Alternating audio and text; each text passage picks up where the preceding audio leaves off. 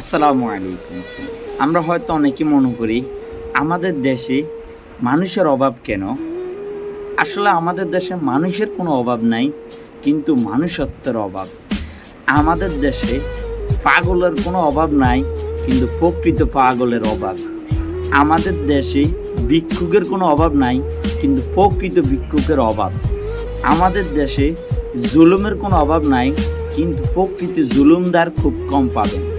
যারা জুলুম করে তাদের ভিতরে আপনি খুব কম মানুষ পাবেন তারা মানুষত্ব।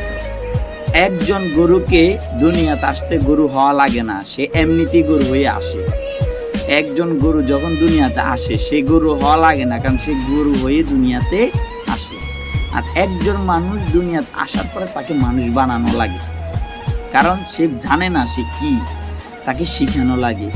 বাবা বলায়, মা বলায়, দাদা বলায়, দাদি বলায়, অনেক কিছু বলায়, কিন্তু দিন শেষে একজন মানুষকে মানুষ বানানো লাগে, কিন্তু গরুকে গরু না। একজন গরুকে গরু হিসাবে ধরেন মানুষ দুনিয়াতে আসে, তাকে মানুষত্ব করা লাগে, কিন্তু আজকাল আমরা মানুষত্ব থাকি না। আমাদের দেখবেন অনেক এলেম থাকে, অনেক জ্ঞান থাকে, তারপর আমাদের জীবনটাকে আমরা ওই জায়গায় রাখি না। তার একটাই অভাব, আমরা টাকার কাছে আমরা মাথা নত করি, আমরা টাকার কাছে আমরা বিক্রি হয়ে যাই, আমরা অহংকারের কাছে আমরা বিক্রি হয়ে যাই, যার কারণে আমরা নিজেদেরকে বিক্রির জায়গাটা এখানে রাখি দিই। আপনার মানুষত্ব তখন থাকবে, আপনি মানুষ তখন হবেন যখন আপনি দান করবেন, যখন আপনি একজন খারাপ মানুষের পাশে থাকবেন, তখন আপনি একজন দানশীল হন।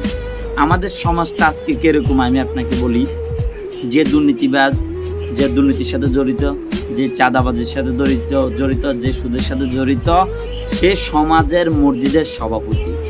কেন সভাপতি আমি আপনাকে আজকে বলি, কারণ সে বড় দান করতে পারে আমাদের মসজিদে, সে বড় দান করতে পারে, এবং কি আমাদের যে আলেমুল আমরা আছে তারাও তাকে যথেষ্ট পরিমাণ সম্মান করে, তারাও যথেষ্ট পরিমাণ তাকে শ্রদ্ধা করে। কারণ কেন, তার ঘরে যদি আমরা খেতে যাই, আমি সব আলেমদেরকে বলতেছি না কথাটা, কিন্তু প্রকৃত আলেম যারা তারা কিন্তু মসজিদে চাকরি করে না, জানে যে সুদখোর, চাঁদাবাজ, দান্দাবাজ ওই মসজিদে কিন্তু যারা এলেমি লোক, মানে এলেমি আলেম, মুফতি, মুহাদ্দিস যারা আছেন, হাফেজ, তারা ওই মসজিদে কখনো চাকরি করে না, যদি সে শিওর জানে তার টাকাগুলো সম্পূর্ণ হারাম। আসেন, তাকে আমরা কেন মসজিদের সভাপতি বানাই? কারণ আমাদের মসজিদের যখন বড় ধরনের প্রকল্প প্রয়োজন হয়, আমরা কেউ দান করতে শিখি নাই, আমাদের ওই মনটা মরে গেছে টোটালি।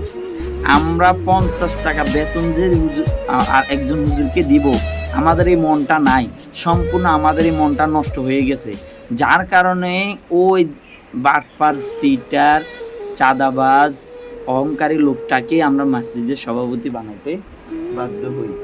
তাই আমি বলবো মসজিদের সভাপতি তাকে বানান যে এলেম, যার টাকা নাই তাকেই বানান আপনারা, যে মানুষত্ব যার আছে। ওই টাকার প্রয়োজন নাই, যে টাকা দিয়ে মসজিদ বানানোর পরে লক্ষ লক্ষ টাকা সুদের টাকা জড়িত, ওই সভাপতির প্রয়োজন নাই যে সভাপতি চাঁদার সাথে জড়িত, ওই সভাপতির প্রয়োজন নাই যে সভাপতি সিটার, বাটপারি, দান্দাবাজির সাথে জড়িত। এমন সভাপতি বানান যে সভাপতিটা মসজিদের জন্য উপকার হবে, সমাজের জন্য উপকার হবে। সকলে ভালো লাগলে ভিডিওটা শেয়ার করে দিবেন। আসসালামু আলাইকুম।